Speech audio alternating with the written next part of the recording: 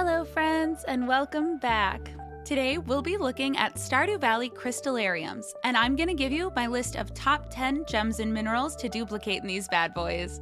Of course, it's a little bit subjective, but check out my picks and see if you agree with my choices. If you find this video interesting, please like and subscribe for more like this in the future. With that being said, let's get into it. First off, what even is a crystalarium? Apparently, Stardew Valley crystal growth technology has surpassed our own. You can throw a gem or mineral into the crystalarium and it will duplicate itself after some amount of time, depending on the starting material. Oftentimes, the more expensive gems will take the longest, but that's not always strictly the case. The crystalarium is a piece of equipment that is craftable, though you'll probably get your first one or two as rewards from the museum donations or completing the 25,000 gold vault bundle. The ingredients for crafting the crystalarium are pretty steep, and you'll need to have reached level 9 mining, so don't expect to be churning out loads of duplicated gems too soon. Each will require 99 stone, 5 gold bars, 2 iridium bars, and 1 battery pack. The iridium bars will probably be the most limiting factor for crafting your own until you can regularly delve into the Skull Cavern. With that in mind, you probably won't have many crystalariums other than the first 1 or 2 until about midway through your Stardew playthrough. So, what are the best ways to use your first crystalariums, and what should you do when you get more? There's a lot of gems and minerals out there, and many of them don't have much use outside of their first museum donation, but it's not always about just pure gold output. Some can make specific clothing items in the sewing machine, and there are plenty of specific gems that are requested by fish ponds as well. So feel free to dedicate a crystalarium to Granite if you just can't get enough spookfish. Or maybe you just love mudstone for the aesthetics in your inventory. I won't judge. All of the values that I mention will be base prices, but expect a blanket improvement of plus 30% if you take Gemologist.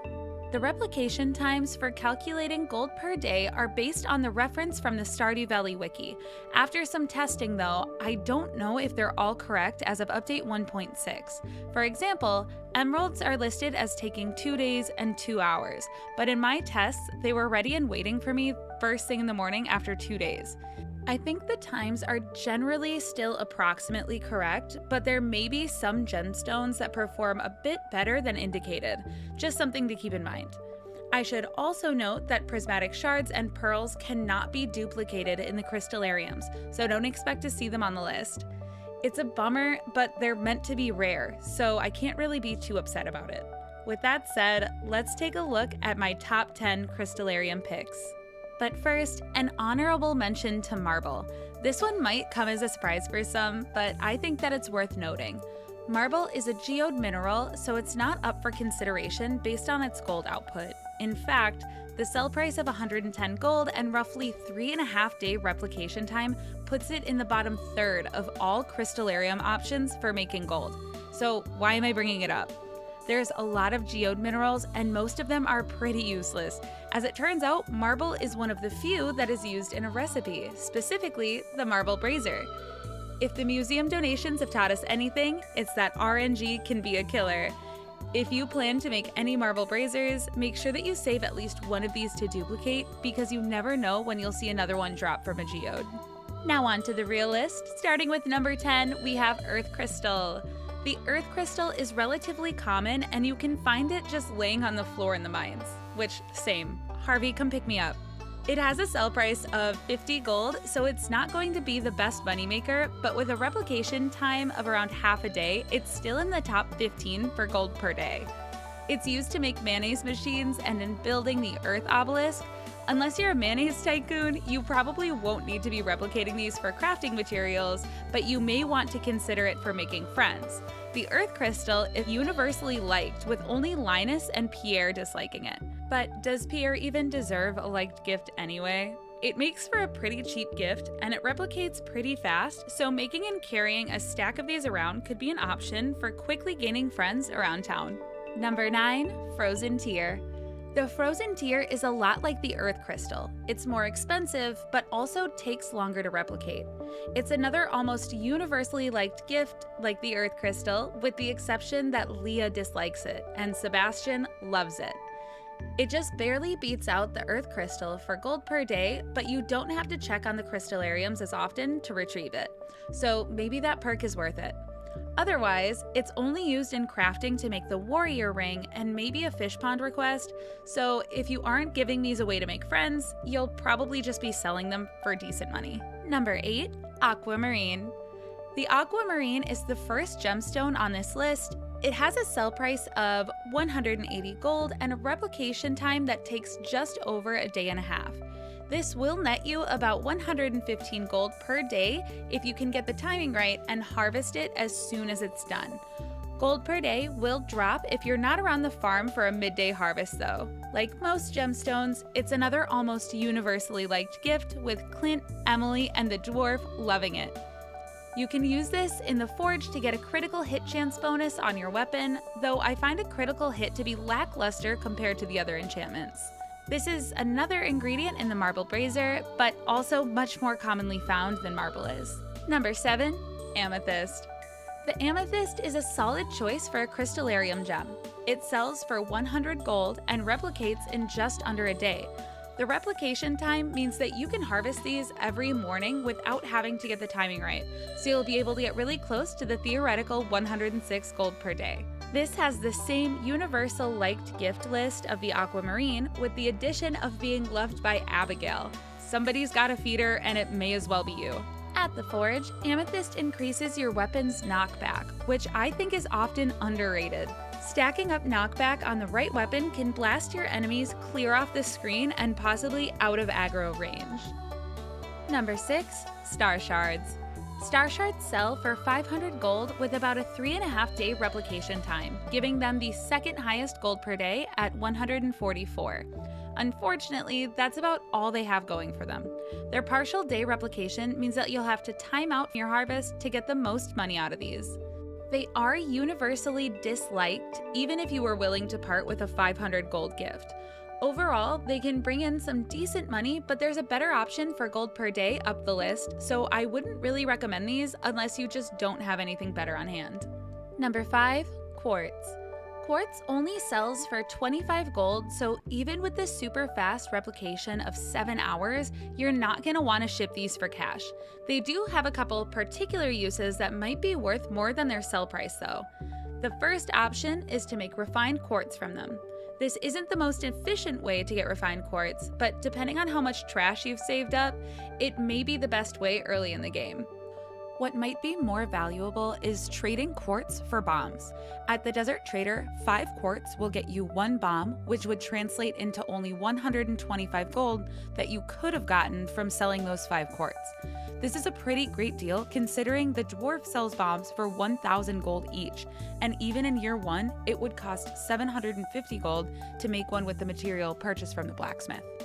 If you like bombing your way through the mines and don't want to burn through all of your iron and coal, quartz from the crystalariums could equate to over 600 gold per day saved versus purchasing them from the dwarf.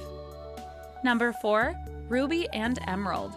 These 2 gems are both worth 250 gold and they both replicate in about 2 days. At 120 gold per day, these will net some decent cash on their own, but they can also be used for weapon enchants in the forge and can be traded at the Desert Trader. The ruby boosts weapon damage and the emerald boosts weapon speed when forged. I think these are probably the most consistently good weapon enchantments, and I'll usually mix and match these two depending on the base weapon stats. At the Desert Trader, the ruby can be traded for spicy eel while emerald can be traded for cheese. By the time you reach the desert, you're probably not hurting for cheese, but the spicy eel gives a really handy +1 buff to luck and speed. Great for more trips to the mines or Skull Cavern. Number 3. Fire Quartz. Fire Quartz sells for 100 gold each and replicates in just under 22 hours. Like the amethyst, it should always be ready for you to harvest once per day, making it very convenient without having to worry about getting the timing right with your crystalarium. The gold per day is decent, but if you're replicating fire quartz, it's probably for reasons other than money. It's used in crafting slime presses, dehydrators, and refined quartz. The dehydrator is a new piece of artisan equipment that can be used to process fruits and mushrooms. It's one of the fastest ways to turn large amounts of produce into artisan goods, so it can be a big moneymaker.